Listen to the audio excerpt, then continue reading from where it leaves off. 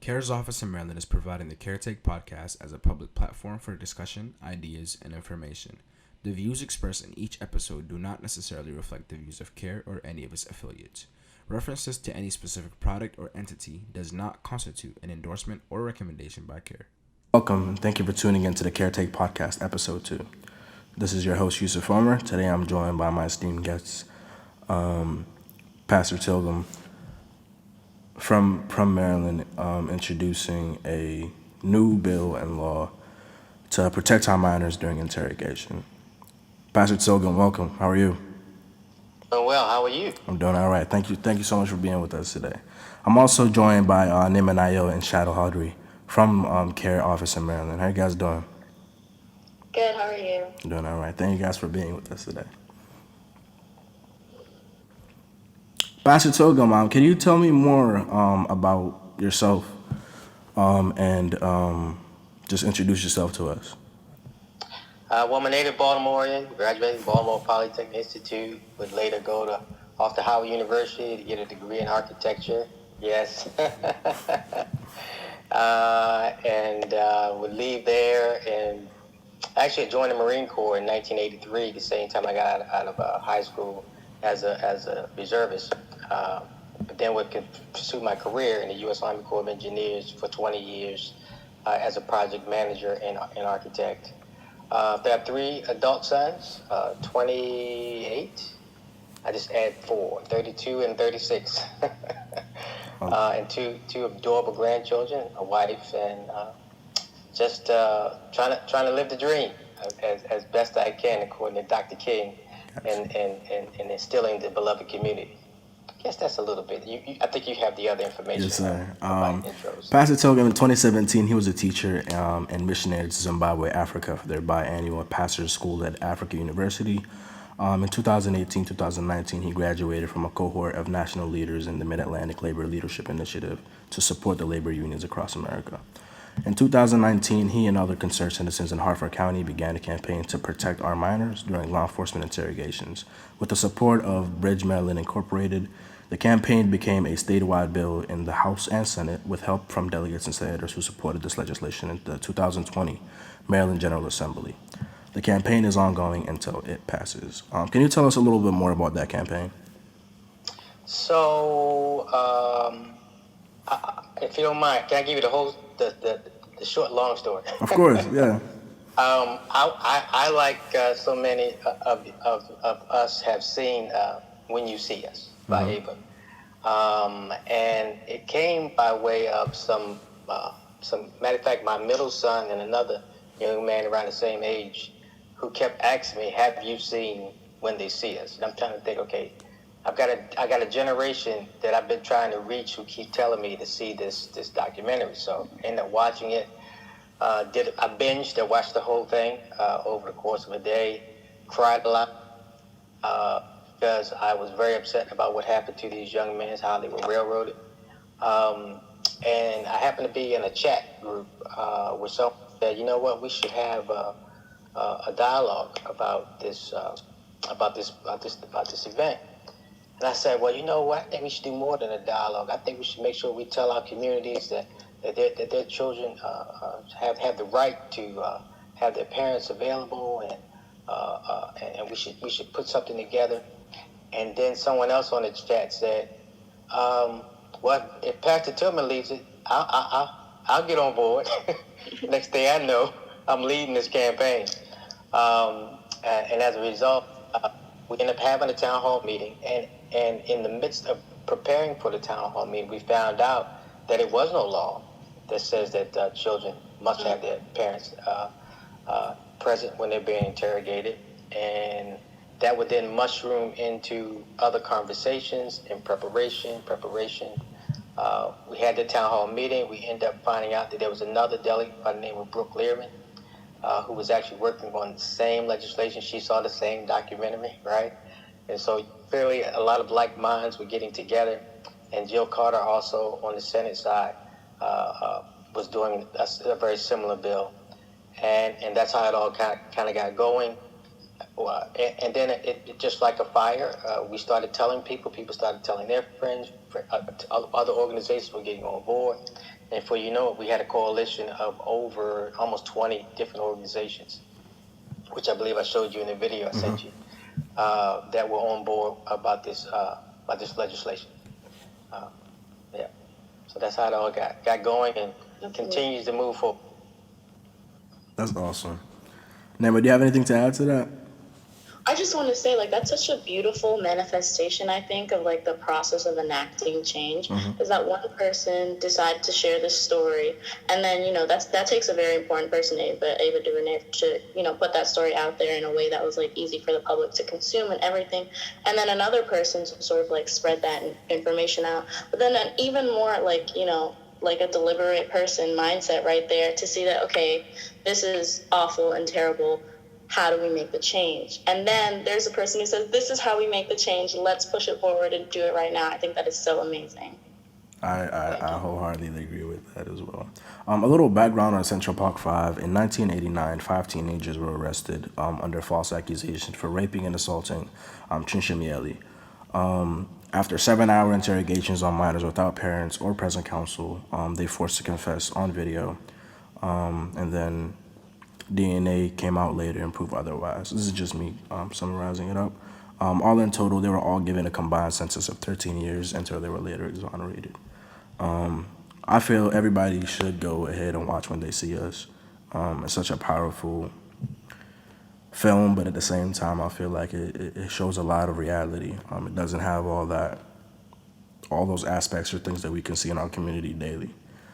So we can learn from that documentary. And if you have people like Pastor Tilghman here leading the charge, I feel like we'll be all right. So can you tell us a little bit more about Bridge Maryland Incorporated?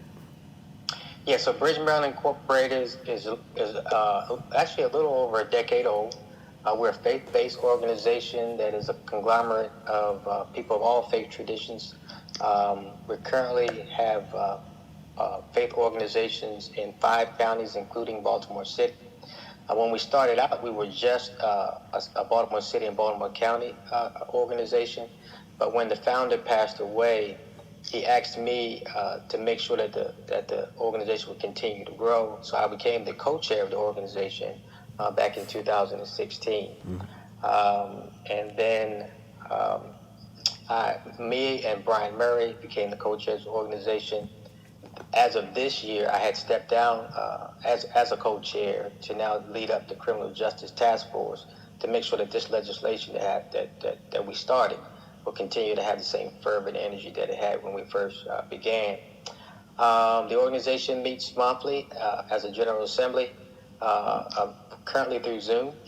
Typically, we meet in the Baltimore area.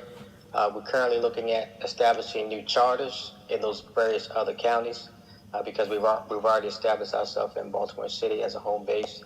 We're always looking to grow and spread the word across all faith organizations because I believe at the end of the day, it's all about God. It's all about relationships, and that's all we say all the time. It's a matter of fact. I'm trying to think of his name. He coined it. Pastor, I can't call his name at the moment, but he says it's all about relationships, so it ain't about nothing. And that's so true, right? So we build relationships. We teach people how to model after getting what they need done in their communities. And I'll tell you a quick story that kind of sums up what we do. There was some elderly women who had come to their pastor. It was a group of them and said, "Pastor, we got this issue in our community, and we want to know how you gonna fix it." And the pastor, "Slow down. Okay, tell me what it is." So then the leader of that senior group began to explain what the situation was. He says, "Well, hold on. We have a community organizer who's just across the hall. Let's go see and tell him about what's going on." And we went over, and they went over to see him again in a tirade. "Mr. Organizer, we need you to get this thing fixed." And the organizer looked him straight in the face and said, "I'm not going to do anything." He says, "Because it's not my problem." He says, "However, I will organize you to get it fixed." He says, "Because with your passion and your energy, you'll make sure it gets through." And so that's what we do. We teach people how to organize, how to raise money. and how to build power, so that when they come into a room and try to establish legislation that will impact their communities, they'll have all the tools they need to get things accomplished. And because of their passion, they'll make sure it gets through. So that's kind of what we do in a nutshell. I'm simplifying it, but that's what we do. That's a great way. All right, let's talk about House Bill 624, which is the legislation you guys are sponsoring. Now, this is going to be a state bill and a local bill, correct? Well, it's a state bill, which then, of course, would filter into all Right. local municipalities. Right? Mm-hmm. So, as we all know, I feel like Maryland has been known for being a major influence in other states in the past. So would this be like, do you want to see this bill taken up by other states? I know some states already have it in place, but would you want to see this bill on a federal level? That would be awesome. It would actually be awesome. I believe we had a senator, I can't remember his name right now, who was trying to do something similar around this time, but it never got out of the committee, which ours didn't either. Right. There are a lot of state's attorneys and law enforcement agencies that don't want a bill like come forward because they want to have the ability to do whatever they want to do to get the convictions that they want. Mm-hmm. If we know the history of the police, which I think we all should know by now, if you don't know the history of police by now, shame on you. Mm-hmm. The history of police was always about breaking up unions initially, and then, of course, bringing the slaves back to the slave masters by any means necessary. Right. And that's why Ava, I don't know if you ever get a chance to see the Piggyback, Oprah Winfrey's special about the movie, the cast. She asks Ava what she thought about her piece, and Ava said, in a very simple way, she says, the law enforcement agency, as it currently is now, is working exactly the way it was designed. Right. Exactly. Exactly the way it was designed. Mm-hmm. They're fulfilling their mandate. What we need to do is raise the consciousness to overhaul this thing, or as some are saying, just defund it. Right, right. Which I think we're going to talk about in a few minutes. Yes, but, sir. yeah, so because as it stands right now, it's doing exactly what it's supposed to do, and it will not change unless the citizens say enough is enough. Mm-hmm. Right. The system will never fail those it was created to protect. Oh, I love that. Yeah, exactly. That's very well said. I can tell. Yeah. That's very well said. Can you tell us a little bit more about the language of the actual bill, HB 624? So there were three major points. Mm-hmm. One, which we fought about internally, but eventually came to an agreement, was that whenever a child is being interrogated, their parent and or guardian will be contacted. At one time, we thought they needed to be present, but it turns out by law, if they enter into a room during the interrogation, their testimony can be used against their own child. Mm-hmm. And sometimes they deter some of the information that maybe a child should not give. If you remember Central Park 5, the father convinced his son to say some things, and a lawyer wouldn't do that, right? So either parent and or guardian must be notified by any means necessary, by tablet, phone, pigeon, whatever you can get to make sure that the parent knows that the child is being interrogated. Make sure they get that information. And the second piece was that an attorney will be present during any interrogation. You can't begin any interrogation without a lawyer being present. And the third one, which they really fought, was making sure that we rewrite Miranda so that it's age appropriate. One of the things I testified to was that although you may understand what someone's saying, it doesn't mean that, no, although you may know what someone's saying, that doesn't mean that you interpret what someone's saying. Mm-hmm. So Miranda is not always appropriate based upon age. That's very well said. I never thought about that, about Miranda being like tailored for like older and like conscious and like understanding audience. Like that word choice, that terminology isn't something that like a 12, 10-year-old would understand. And not only that, I feel like people of a younger age, there was, I think the video that you sent this morning, it was the 11-year-old girl or something like that. Kia. Right. Kia, I don't even think Kia was 11. I think she might have been maybe eight or 9. Wow. Kia was being arrested by an SRO in a school because she was misbehaving and literally handcuffed. How do you take an 8-year-old in handcuffs to a police station just because the teacher couldn't get her under control? That's ridiculous. And can you imagine the trauma that she's going to deal with from here going forward? Right. So. When I was watching, it was my first time seeing that video, and she was just screaming and crying, and I was just like, you can read this person their Miranda rights, but that shock, that whole state they're in right now, she's not gonna understand anything. So the way we see it.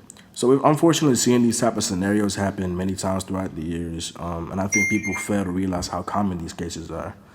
So in what ways does this proposed action tackle these issues, and how can our community members prevent such interrogations from happening? Well, now, this tip I'm going to give you, given to me by a retired police officer. And the best way to not get yourself into any trouble is that whenever a police officer asks you a question, your response should be nothing. Just don't say anything. Right. If you don't say anything, nothing can be used against you. You don't even worry about Miranda, right?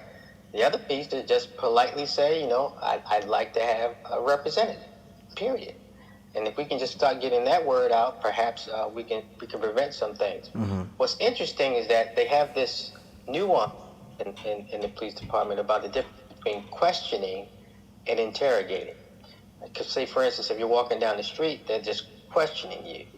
They're only interrogating you when they believe you're involved in the crime. And so we were splitting hairs about questioning and interrogating. But at the end of the day, you can still help. Say, for instance, if they want to question you, you can still be questioned. But I need someone here making sure that my words won't be used against me later. Because believe it or not, the judge has the final say on what you said and did not say that can be used in a court of law. You could have said something during a questioning that wasn't an interrogation that the judge says is admissible. Yeah. So that's why citizens need to know. Get on board with this bill. Contact your legislators now. Do your research. House Bill 624 and Senate Bill, I think 526. I can't remember the number. It's 593, I think. 590. Okay. Right. Both find out what they were. Well, I just gave you what they were about. All you need to do is be passionate that you don't want your child, your grandchild, your great grandchild. You don't want you exactly. to be in a situation like this. And do it now. You want to build that relationship with your representatives now, and let them know that Bridge Maryland and its cause, we're gearing up. And we want you all to support this bill, these bills.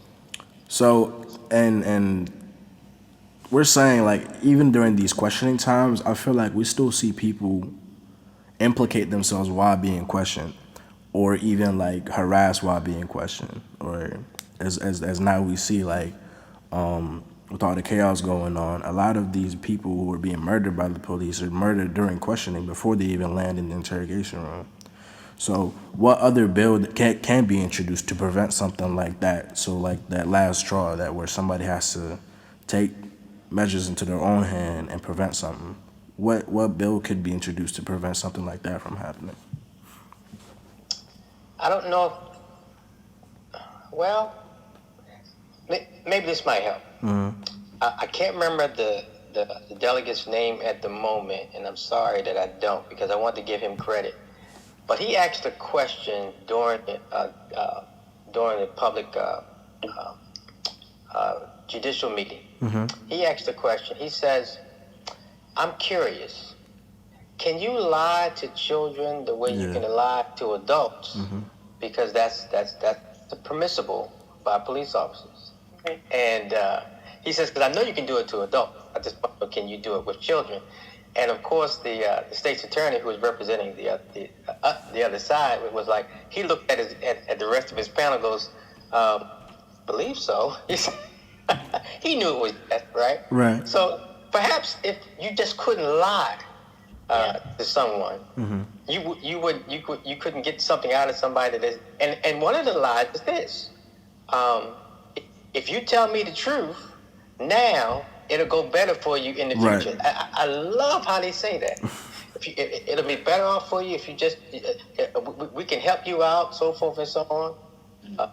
All that good stuff. So yeah, if there was another bill, you can't lie to me. Yeah, that's a And good one. if you lie to me, anything that after the lie can't be used against me. Right. You can't implicate Maybe that yourself. might help. Yeah. So when we talk back to, if we go back to HB 634, when we talk about community involvement and how important it is in making those big decisions, how could local people participate to help get this bill passed? Since we can't necessarily go and vote for it, what are we asking of the actual public? Again, talk to your legislators. Tell them how you feel about it. It's because keep in mind, because it's at a level where the average citizen, you can't change it. Well, let me put it like this: you can't get a local police department to change it, so it has to be done through legislation. Right. And because, like I said, the only other way to protect yourself is just simply not to say anything. Again, and make sure you ask for representation, and that way you prevent yourself from being in harm's way or anyone else. Also, educate your children. Have conversations with them. But to be quite frank, just give me a call. Right. Give me a call. I'll tell you. I'll let you know when the meetings are. I'll tell you our strategy going forward. And believe it or not, and this was the challenge we had because state's attorneys were against the bill, and because we had law enforcement that was against the bill. Perhaps in a time of Black Lives Matter, if you knew any police officers that would be willing to say, you know what, it's not right. Because if you notice, there are a lot more law enforcement officers, the good ones, who are speaking out against what they call the blue line, the blue wall, or the blue family, whatever you want to call it. If you can get some of them, or for them to contact me, or even they want to send me a scrambled voice.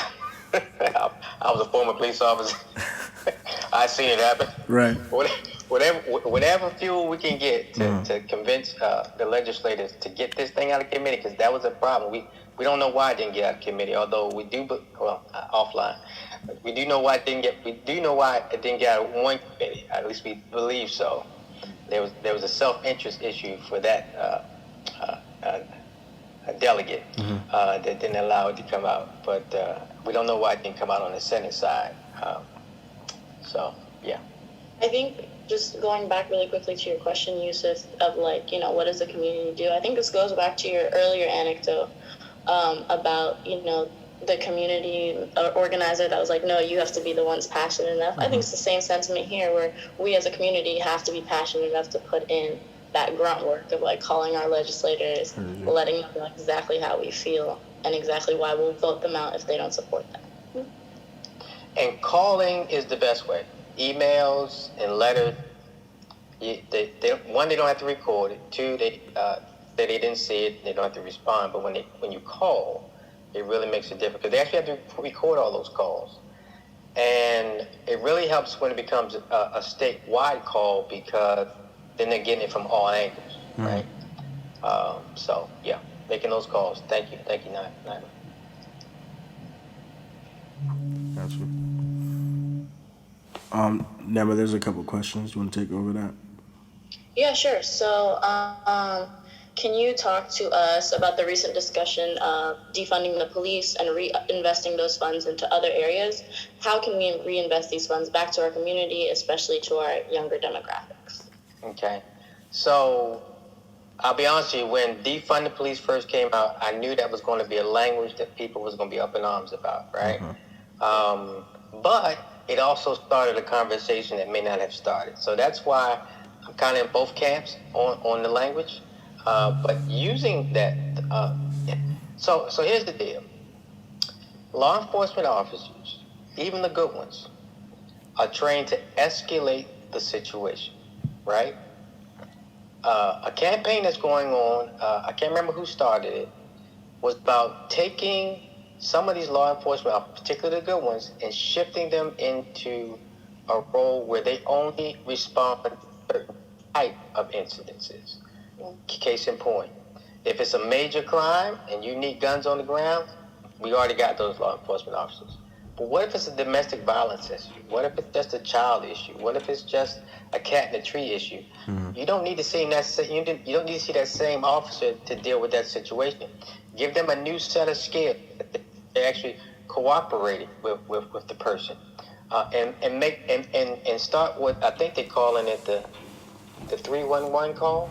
Instead of a 911 call, you call the 311 call, where in that situation you call the right law to address that situation. So that's a way that even officers keep their positions, but they're using a different area. Another way you can do it is, let's be honest, they're building prisons faster than they're building schools. Take some of that money, put it in the public school education system, and I guarantee you, the more educated we are, the less crime that will be involved. Absolutely. And likewise, Baltimore City, which was such a disaster. I'm just gonna make it plain. I'm sorry, I can't put my push. When they closed all the PAL centers, which was the police athletic leagues in Baltimore, that's when police used to hang out with young people. They closed them all. We have no recreation places. Give us some recreation places where I can play ball, have some fun, and not involved in other things. That's how you can use that money for something else.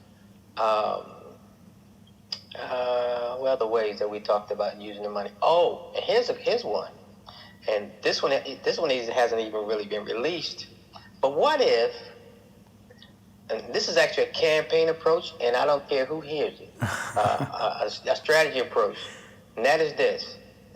Whenever a police officer, or whenever there's a civil suit that is filed against the police, guess who pays for it? The citizens do. That local government pays for that civil suit.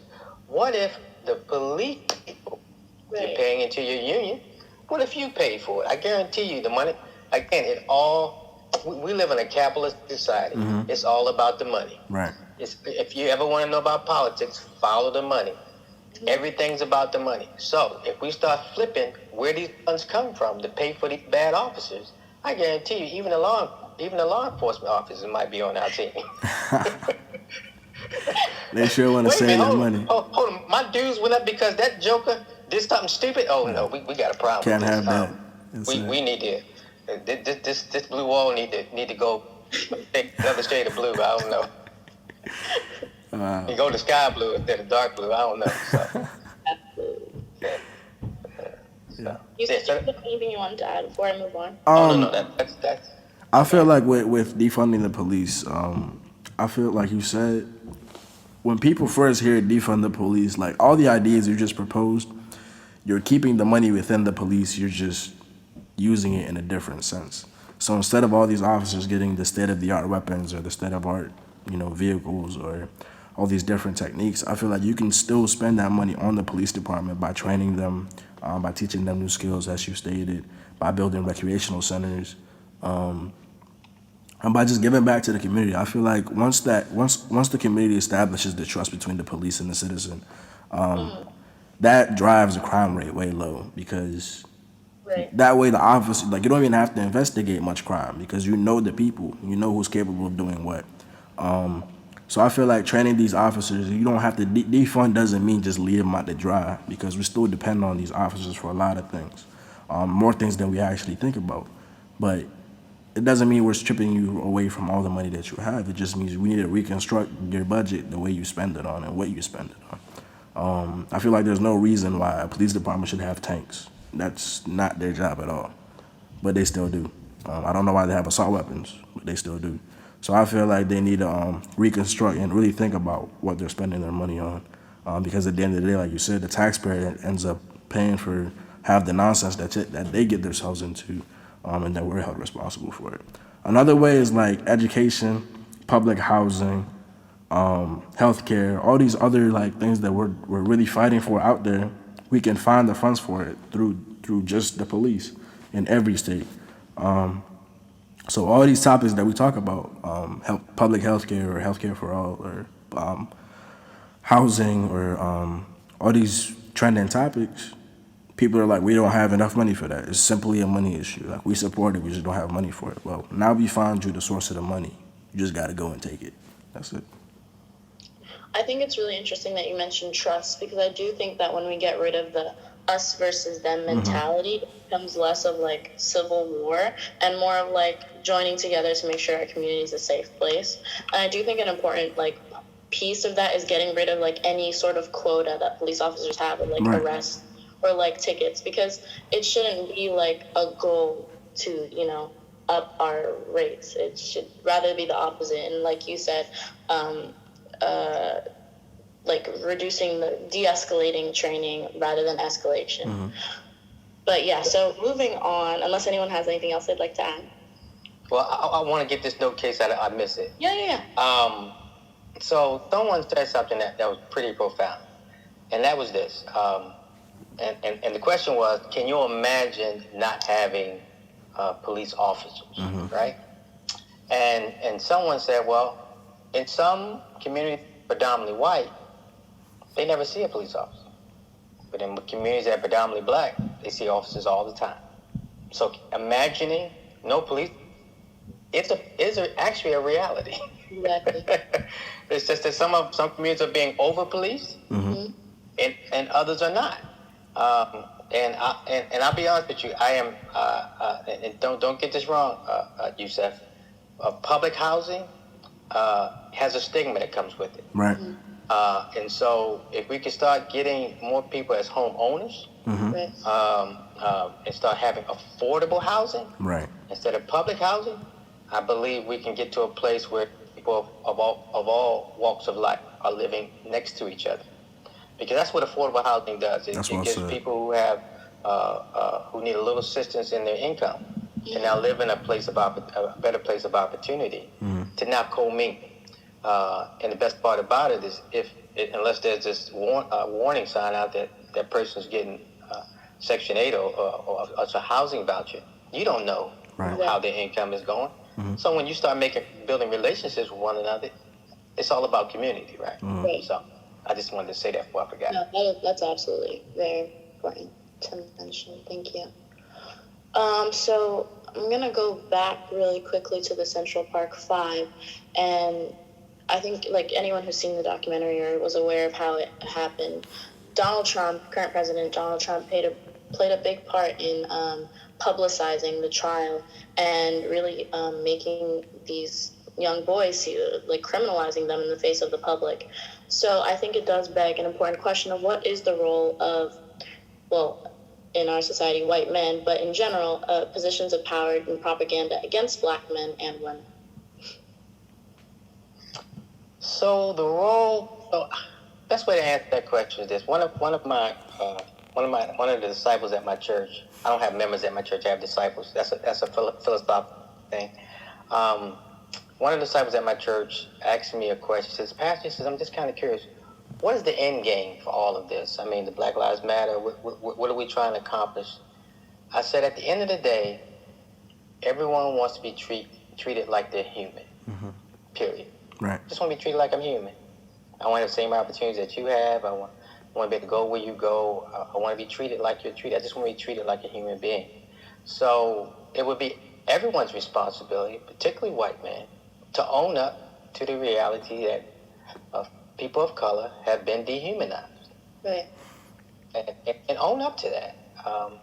And to own up to the reality that what can I do to see all people like I see myself in the mirror, that everyone is of a sacred work, and that I bleed the same way you bleed, I love the way you love, and I care the way you care. I care about your children the way you care about. I care about my children the way you care about your children. And we need to have more conversations, and this is something we're doing in another. And as we need to drop titles when we're having meetings. You drop titles when you're meeting. We're all just human, and we're coming into the situation just like Naima said. She says, I'm paraphrasing what you said. That is, when they take off their uniform, police officers, they're citizens just like us. Mm-hmm. So why aren't they being treated like everyone? Why aren't they being treated like us? The current law enforcement Bill of Rights literally is written to protect the bad police officers, to be quite frank, from ever seeing a jail cell. Mm-hmm. And even to this point, that some of the laws, the statute of limitations, are shorter for police officers than they are for citizens. The same law. Mm-hmm. You can be charged with a certain crime for 5 years for citizens, but for police officers, only 1 year. If Not only that, I feel as if there's a great case of law enforcement officers who serve time for doing something wrong, but they're still backed by their union, and then they still receive their full benefits with no cuts, even though they've been expelled or suspended from their police precincts. Not only that, the whole Bill of Rights, I feel my biggest issue with it is how an officer can move from state to state and serve in that same capacity. So you can get suspended from Baltimore police and you can move down. You can go to York, Pennsylvania, and you can work in their police department like nothing ever happened. That's one thing I will never agree with, but it's still there. So I feel like we need more legislator to prevent things like that happen and amend the LEOBR. That's only in 16 states, so thank God for that. But it needs to be in a whole lot less than that. Yeah. And the irony of it is, and some of my colleagues don't agree with me on this. Some of it has some legitimacy. It protects the good officers, and it has teeth. No, I take that back. It has no teeth because there are a lot of terms like may or reasonable that's peppered throughout it. So if it's may or reasonable, that means that whoever's looking at it has a choice. Yeah. They can be prejudicial about how they deal with it.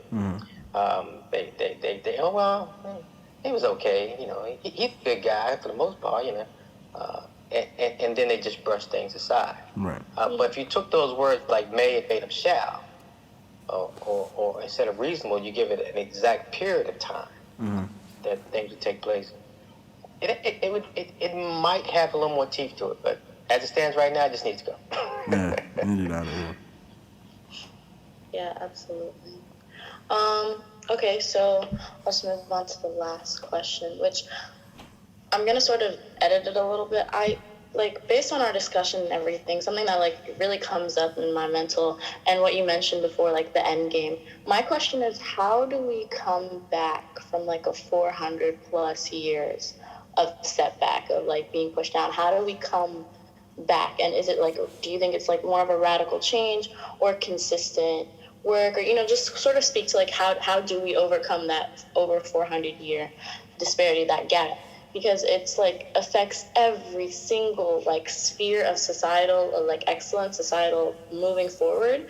It's been affected by systemic discrimination of Black and brown people. So how do we come back from that, and what does it look like to the best of your ability? Because I know obviously we can't really have an answer to that, but Well, because it took 400 years, over 400 years to be where we are, it will have to be but it has to be simultaneous. What I mean by that is there are so many systems set up to perpetuate racism. I can name at least 5: housing, education, workforce development, criminal justice, and transportation. Just naming 5. You literally have to address all of them simultaneously, because if you don't, one will just get larger, and you really don't get to address the situation. So that's the one thing. There's been conversations about reparations.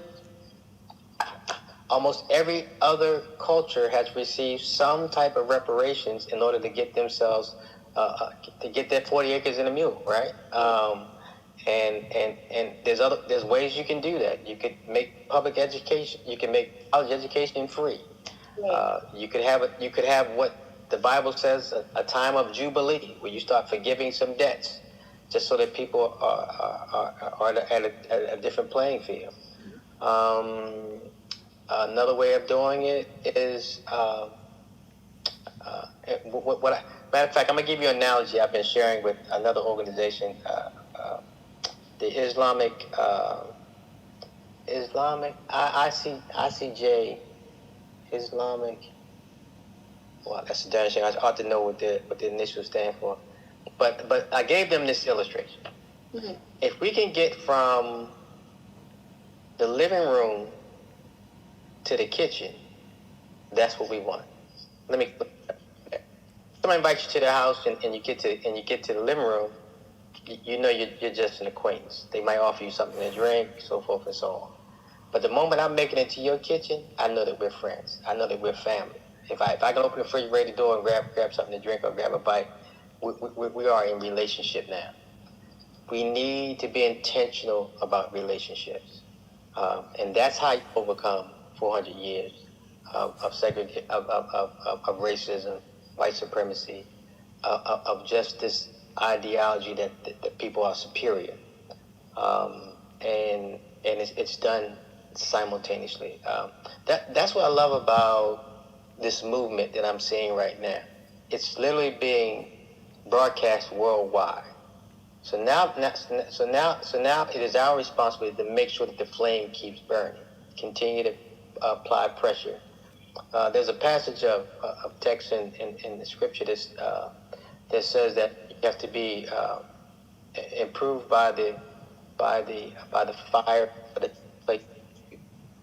I'm quoting it wrong, but essentially, sometimes you got to go through something and be in the fire to the point that you become sharp, and now you're the reflection of your Creator.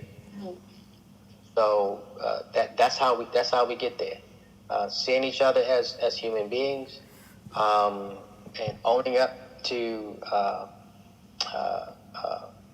privilege, and calling it out for what it is. Granted, and how'd the phrase go? You weren't responsible for the situation, but you are responsible for the solution, and that's for everyone in the room, right? And I guess that's the best That is I can very powerful. That's a very powerful. That was a great answer. I feel that was a great question by you, and it was a perfect answer by you as well. I'd just like to say something that you said reminded me of what Brother Louis Farrakhan and Elijah Muhammad's teachings of the Nation of Islam. They said that when Black people are the foundation, right, for a lot of societies, for society in general. So when Black people are set free, every other nationality, every other nation, every other system will also be set free. And I think that's really powerfully reflected in the diversity of the Black Lives Matter movement that we see right now. So yeah, I just thought that was very interesting. If you all get a chance, start honing up on Black liberation theology. It's all about dealing with the oppressed and the poor, and how we can raise each other up from a bad situation, and just having pride in each other, right? Right. When I look in the mirror, I don't see that. I don't see the news version of people of color. I see the God version of who I am, and taking pride in yourself. And I love the James Brown. He had this song, "I'm Black and I'm proud." Say it loud. Yes, sir. That's the one. Live into it. Yeah. Live into it. And the beauty of it, in some of the videos, you see white folks singing the same song. Yeah, that's right. Yeah. Take pride in who you are, and don't let the commercials, the news, the media, the movies define who you are. You are of a sacred worth. God created you for such a time as this, and take value in who you are, because God loves you unconditionally. Therefore, if He loves you, like as the word says, if God will be for you, who can stand against you? Right. Wow, that was powerful. Yeah, that was very powerful. Wow, I'm still taking a minute. Talking about just wrapping everything up right now, as we have right now, it is House Bill 624 and Senate Bill 593. I, as a member of the community, really need to see these bills passed because they protect our minors, and they just go a long way of sending a message that we're fed up from a system that's been let get away with a lot of things that they do against us. And I feel like this is a great start to just start turning the tide in a judicial standpoint. So once we start putting pen to paper and write what we want or what we need changed and get that done by law, I feel like nothing can stand in our way. So I really appreciate you joining us in this conversation today. I was honored to be a part of it. Thank you so much. Yeah, thank you. Thank you. Yeah. Do you have any closing or anything you want to share with us? Who, me? Oh, Yes, sir. Stay in touch. Of course. Don't lose my number. Yeah. For sure. And just tell you. A quick question, actually. Yep. Why you Okay, saying? okay, sure. When you say, I'm sorry. When you said stay in touch, if any of our listeners want to join in and collaborate or contribute to the Bridge Project or the Bridge Maryland Incorporated, is there a way to sign up, or is there a newsletter that people can join in for? Can you just walk us through how to get there? So everything is about our Facebook page and website. Okay. And it's Bridge, just like it's normally spelled, MD. BridgeMD. .org. Okay. .org. Got it. That's the website. Facebook page, you just look it up just type in Bridge Maryland Incorporated. Mm-hmm. We do have ongoing events that take place. So there's a calendar of events on our website. That's how we keep people informed about what's coming up. We don't have a newsletter. We kept talking about one, but we don't have one that comes out monthly. Gotcha. As far as those things, but as things start to heat up, you'll definitely be seeing stuff, particularly out of the criminal justice task force that I lead towards legislation about coalition meetings and things of that nature. Yeah, that's pretty much how we roll. Now we're constantly growing. So if you're looking at maybe starting a chapter in your county, let me know. I can show you how to get that done, so that you can be equipped and tooled. Let me tell you what counties we're in. We're in Harford County, Cecil County, Talbot County, Baltimore County, Anne Arundel County. Although we may not, we still have at least one affiliate in Harford County and in Baltimore City. Those are the counties we're currently in. But we're trying to be in every county. So if you're from another county and you're looking at starting a chapter, please reach out to the organization, and we'll show you how that all works. Then start giving you the tools to help you empower your communities. Gotcha.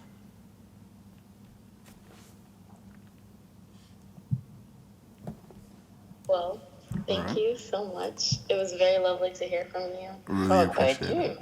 fellow alum. Yeah, well, I'm still a student, but yeah. It was good. That was so exciting. I was like, oh my gosh, Howard. All right. Thank you guys so much for tuning in. This was the Caretake Podcast. Signing out.